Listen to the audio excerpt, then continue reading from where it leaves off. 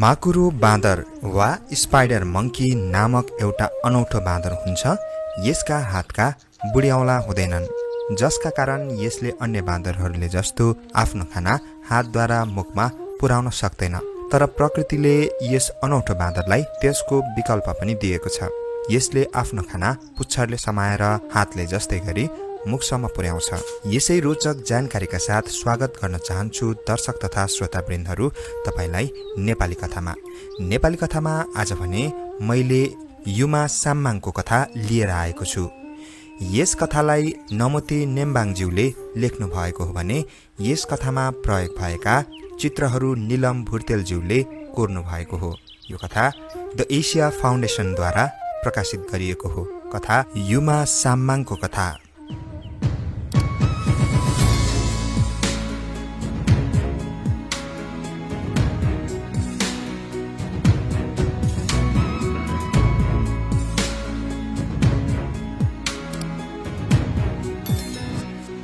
उहिले उहिले केही थिएन। सर्वज्ञ ज्ञानी ईश्वर तागेरा निङवाफुङमा माङले आकाश, ग्रह, नक्षत्र, घाम, जुन आदि पृथ्वी सृष्टि गर्नुभयो। पृथ्वीलाई सुन्दर बनाउन पानी, हावा, आगो सृष्टि गर्नुभयो। फेरि बोट, बिरुवा, चरा, जनावर सृष्टि गर्नुभयो। पवित्र फाँटिलो मैदान सोधुङ मुनातेम्बेमा आफ्नो जस्तो रूपको लिम्बुहरूको पुर्खा सावायतहाङ मानिस जाति सृष्टि गर्नुभयो। अनि उहाँ आफू उत्पत्ति भएको नीलो भूमि आफ्नो निवास सोधुङ पोमो लेप्मो तेम्बे फर्कनुभयो र ध्यानमा बस्नुभयो। धेरै समय बित्यो। तागेरा निङवाफुङमा माङ एक दिन ध्यानबाट उठ्नुभयो र सुन्दर पृथ्वी देखेर खुसी हुनुभयो। उहाँले आफ्नै रूपका मानिसहरू सावायथाङहरू के गर्दै होलान् भनेर सोच्नुभयो। उनीहरू सुखमा छन् कि दुःखमा, खाना लाउन पुगेको छ कि छैन, भोकभोकै छन् कि। उहाँले मानिसहरूको हाल खबर बुझ्न पृथ्वीमा जाने विचार गर्नुभयो। मानिसहरूले आफूलाई नचिनोस् भनेर उहाँले परम सुन्दरी युमा साम्माङको रूप लिनुभयो। उहाँले सुन र चाँदीका गहना लगाउनुभयो। चाँदीले गर्दा उहाँ निर्मल सेतो देख्नु भएको थियो। सुनले हल्का सुनौलो पहेँलो, सुन चाँदीको थुन्सेमा सुन चाँदीकै कपास, धागो र तानका सामान, फादुरी, लरी, काइयो, थोला वा थुरी बोक्नुभयो। कम्मरमा सुनकै खुर्मी भिर्नुभयो र सोधुङ मुनातेम्बे जानुभयो। अचम्म, त्यहाँ सावायथाङहरू थिएनन्। कहाँ गए मेरा सन्तान? उहाँलाई चिन्ता पर्यो। उहाँले देवी देवताहरू अघि अघि लाएर पृथ्वीको यताउता सावायथाङहरू खोज्नुभयो। मुनातेम्बेबाट निलो सागर मिरिङ वारक तर्नुभयो अनि रातो सागर हेम्बाङ वारक तर्नुभयो र सिन्युकलाजे देश पुग्नुभयो, जसलाई हामी चीन वा चाइना भनेर चिन्छौँ। सावायथाङहरू त्यहाँ पनि थिएनन्। फेरि पहाड पर्वत, नदी नाला, ताल पोखरी नाग्दै मुदेनलाजे वा तिब्बत पुग्नुभयो। त्यहाँ पनि उनीहरू थिएनन्। युमा साम्माङको रूप लिनुभएकी तागेरा निङवाफुङमा माङको चिन्ता झन बढ्यो, तर थकाइ पनि लागेको थियो। त्यसैले उहाँले मुदेनलाजेमा केही समय आराम गर्नुभयो। युमा साम्माङ फेरि हिउँको भयानक पर्वत नागेर दक्षिण लाग्नुभयो। डाँडाकाँडा, पहाड पहरा, ताल कुण्ड नाग्दै लिम्बुहरूको पुर्खाको बस्ती सावायथाङ पाङभे पुग्नुभयो। त्यहाँ आफ्ना कान्छा सन्तान सावायथाङहरूले वन जङ्गल फाँडेर बसोबास गरेको देख्नुभयो। उहाँ ढुक्क हुनुभयो। उहाँले मानिसहरूले आफूलाई चिन्न सक्छन् कि सक्दैनन् जाँच गर्ने इच्छा गर्नुभयो। सोच्नुभयो, म आफूलाई चिनाउँदिन, केही चाल र सङ्केत दिन्छु। उहाँ तामोर र निभु वा नुबु खोलाको दोभानबाट उत्तर पूर्व खोलाको मुहानतिर लाग्नुभयो। खोलाको किनार र वनको बीचमा माक्सिङवा भन्ने खमाइलो सुन्दर ठाउँ उहाँलाई मन पर्यो। उहाँ तान फिजाएर त्यहाँ बस्नुभयो। त्यही बेला सावायथाङहरूका माबोहाङ कुलवंशका जयचित्रे र खर्बले नामका दुई भाइ धनुकाँड भिरेर शिकार खेल्दै निबु खोलामा जाल हाल्दै माछा मार्दै आइपुगे। उनीहरूले जङ्गल नजिक खोला किनारमा सुन चाँदीको गहना छपक्क लगाएकी परम सुन्दरीले सुन चाँदीकै धागा टाँगेर सुन चाँदीको तान बुन्दै गरेकी देखे। दुई भाइ छक्क परे। अचम्ममा परेका उनीहरूलाई युमा साम्माङले सोध्नुभयो, कहाँबाट हो? को पो हौ? कुरा सुनेर दुई भाइलाई लाज लाग्यो। लजाउँदै खरबलेले सोध्यो, आफू कहाँ बस्ने हौ नि? म त याकचाना घाटदेखि माथि डाँडा बस्ने हुँ है। वनभित्र कसरी बसेकी नि? बाघ भालुको डर लाग्दैन? के गर्नु त, एक्लै छु। तान फिजाएर बुनी बस्छु। केहीले केही नि गर्दैन है। त्यसो भए हामीसँग हाम्रो घर जाउँ। त्यहाँ ढुक्कले तान बुनी बस्नु नि। मानिसहरूले आफूलाई नचिन्दा युमा सामाङलाई नमज्जा लाग्यो। उहाँले भन्नुभयो, तिम्रो घर होइन, मेरो घर हेर्ने मन भए जाउँ। याकचाना घाट पारी तमोरको पश्चिम डाँडामाथि छ।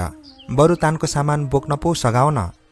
जयचित्रे र खरबलेले तानका सामान बोके। साँझपख घर पुगे। युमा सामाङले दुई भाइलाई थकाइ मार भन्नुभयो। आफू चाहिँ उनीहरूलाई संकेत दिन सिकुवामा तान टागेर साँझमा पनि बुन्न थाल्नुभयो। तानका सबै थोक सुन चाँदीका थिए। चाँदीका धागा सिकुवादेखि तमोर नदीको पूर्वसम्म टाँगिएका थिए। दुई भाइका मन ताजुबमा थिए। यो कसरी भयो? घर, सिकुवा, आँगन, कोठेबारी, फुलबारी कतै धुलोसम्म थिएन। सब सफा सुघर। यी सुन्दरी को हुन्? मनुष्य हुन् कि देवी? उनीहरूलाई त्यहाँ बसिरहन ठिक लागेन। चुपचाप उठेर आफ्नो घरतिर लागे। केही दिनपछि जयचित्रे र खरबेको बाबु याङ मुन्द्रेले छोराहरूलाई माछा मारेर ल्याउन हरायो। उनीहरू काँधमा धनुकाँड र हातमा जाल लिएर कुकुरहरूका साथ बाटो लागे। अघिपछि लागिरहेका कुकुरहरू अलि पर ढुङ्गामाथि उक्ली भुक्न थाले। दुई भाइ त्यहाँ पुगेर हेर्दा शिवा खोला र निबु खोलाको दोभानमा एउटा सुनौलो मृग चरिरहेको देखे। दुई भाइ कुकुरसँगै कुद्दै दोभान पुग्दा त्यहाँ मृग थिएन। कुकुरहरू पनि बिलाए। मृग रहेको ठाउँमा सुन चाँदीको तान बुनिरहेकी याकचाना घाटमाथि बस्ने युवती पो थिए। दुई भाइ नजिक गएर सोधे, तिमीले यहाँ सुनको मृग र कुकुरहरू देख्यौ? युमा सामाङले एक सुरमा तान बुन्दै देखिन भन्नुभयो। त्यही भएको मृग र त्यतै पुगेका कुकुर देखिन भनेको सुनेर दुई भाइ छक्क परे। उनीहरूले भने, बाघ भालु लाग्ने वनमा किन तान बुनी बसे कि? माथि फातेप गाउँमा हाम्रो घर छ, उतै जाउँ। घरमा ढुक्कले तान बुनी बस्नु नि। अझै आफूलाई नचिनेकोमा युमा सामाङलाई दुःख लाग्यो। गाउँमा गएर आफू चिनाउँछु भन्ने सोचेर भन्नुभयो, लौ त तान उठाओ, म गाउँका तरिनीहरूलाई तान बुन्न सिकाइदिन्छु नि। दुई भाइले तान र तानका सामान बोके। तीनैजना वनको बाटो उक्ले। हराएका मृग र कुकुरको कुरा गर्दै दुई भाइ अघि अघि लागे। कुरा सुन्दै मनमा नै मुस्कुराउँदै पछि लागिरहेकी युमा सामाङले भन्नुभयो, पर्खदै लैजाऊ न, म हिँड्न सक्दिन। दुई भाइले उहाँलाई तानको धागो टाङ्ने मूलबास कुरुसिङमाथि राखी पालो पालो बोकेर पूर्व पश्चिम फैलेको यासोक डाँडा उक्लदै पूर्वतिर लागे। एकछिन भारी बिसाएर जिउ तन्काए। युमा सामाङले उत्तर दिशा हेर्नुभयो। त्यता नामभुन यक पर्वत देखिन्थ्यो। सामान्य उत्तर पूर्वतिर महाभारत पर्वतको उत्तर दक्षिण फैलेको हाँगामा पूर्व पश्चिम फैलेको सेहो नामलाङ डाँडाको उत्तरी पाखामा फातेप गाउँ थियो। दुई भाइले आफ्नो गाउँ औँलाले देखाए। थकाइ मरेपछि दुई भाइ फेरि युमा सामाङलाई बोकेर बाटो लागे। तर कतिखेर हो उहाँ अलप हुनुभयो। उनीहरूले पत्तै पाएनन्। केही बेरपछि चाल पाए। अडेर यताउता खोजे तर कतै भेट्टाउन सकेनन् र निराश भएर घरतिर लागे। साँझ अबेला उनीहरू घर पुगे। युमा सामाङ दुई भाइभन्दा पहिले उनीहरूको घरमा पुगी सिकुवामा कुकुरहरूसँग खेल्दै बसिरहनु भएको थियो। दाजुभाइको आश्चर्यको सीमा रहेन। तिमीलाई त हामीले बोकेर ल्याएका थियौँ, कसरी अघि नै यहाँ आइपुग्यो? तिमीहरूलाई भोक तिर्खा लागेको होला, खाजा बनाइराखौँ भनेर अगाडि नै हतारिएर घर आएकी नि? युमा सामाङले जवाफ दिनुभयो। दुई भाइले युवतीको लागि बारीको ठूलो सल्लाको रुख ढालेर एउटा खाट बनाइदिए। युमा सामाङ खुसी हुनुभयो।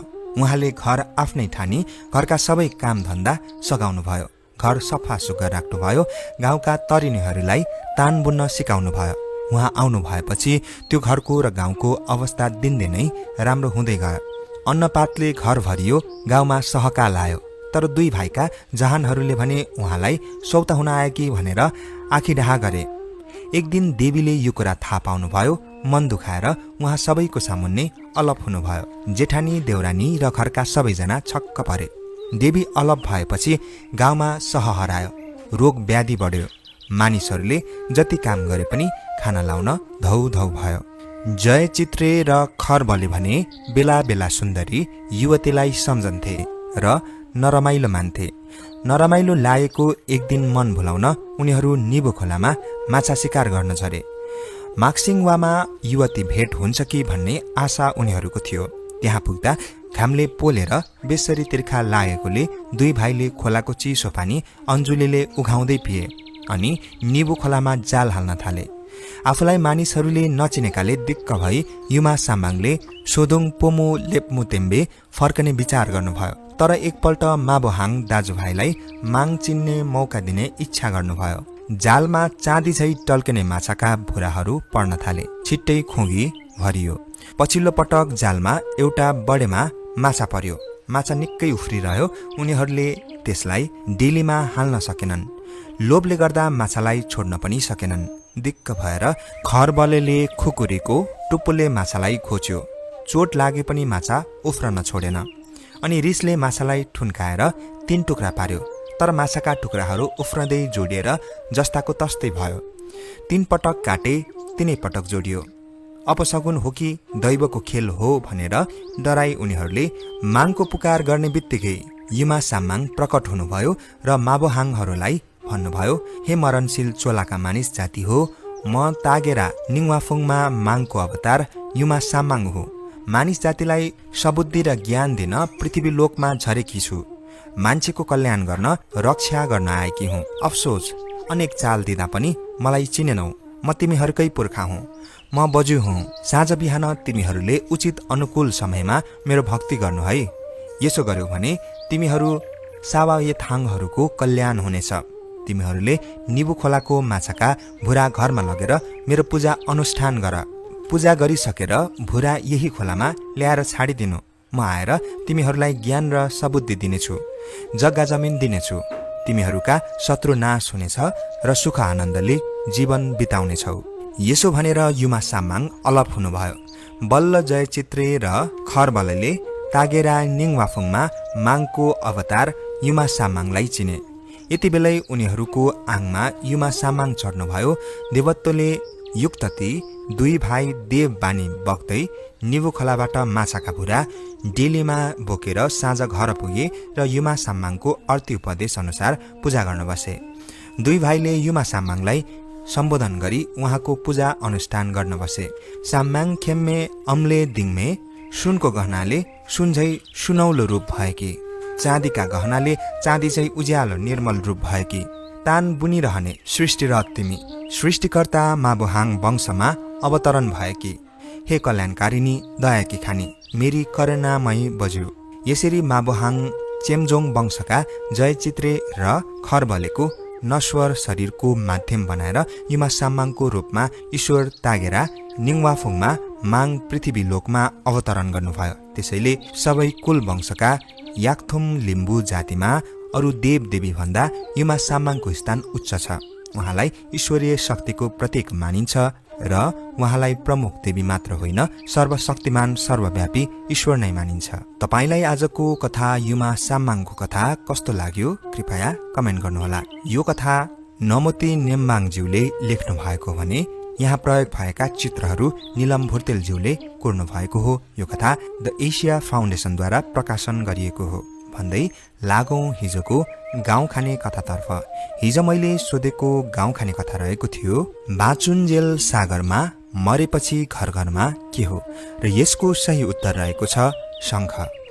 हिजोको भिडियोमा तथा हिजो बेलुकीदेखि अहिलेसम्म अन्य भिडियोमा कमेन्ट गर्नुहुने सम्पूर्ण दर्शकको म नाम र कमेन्ट वाचन गर्न गइरहेको छु।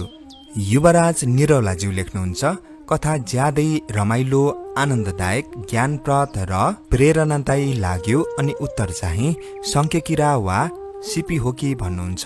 तपाईँको उत्तर सही रहेको छ। त्यसै गरी दीप तिमल सिन्हाज्यू हिजोको भिडियोमा कमेन्ट गर्नुहुन्छ नाइस स्टोरी, तपाईँलाई पनि धन्यवाद। त्यसै गरी ग्रेस करुणाज्यू लेख्नुहुन्छ, wow very nice story and voice, no words to describe, really sir, answer चाहिँ फिस हो कि भन्नुहुन्छ। तपाईँलाई कमेन्टको लागि धन्यवाद।